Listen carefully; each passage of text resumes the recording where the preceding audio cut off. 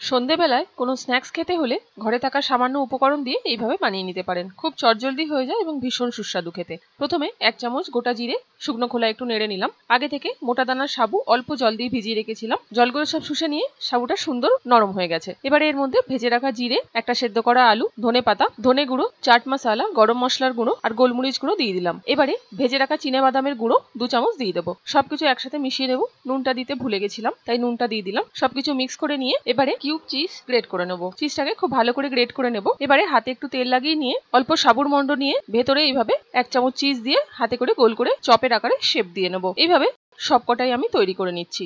কড়াইতে তেল গরম করে মিডিয়াম টু লো ফ্লেমে 2 পিঠ হালকা লাল করে ভেজে তুলে নেব। অবশ্যই লো টু মিডিয়াম ফ্লেমে ভাজবেন, তা না হলে ভেতরটা কাঁচা থেকে যাবে। লাল লাল হয়ে ভাজা হয়ে গেলে এবারে নামিয়ে সসের সাথে পরিবেশন করুন। বাইরে থেকে ক্রিস্পি এবং ভেতর থেকে নরম সাবুদানার বড়া। রেসিপি ভালো লাগলে একটা লাইক করে আমার চ্যানেলটি সাবস্ক্রাইব করার অনুরোধ রইল।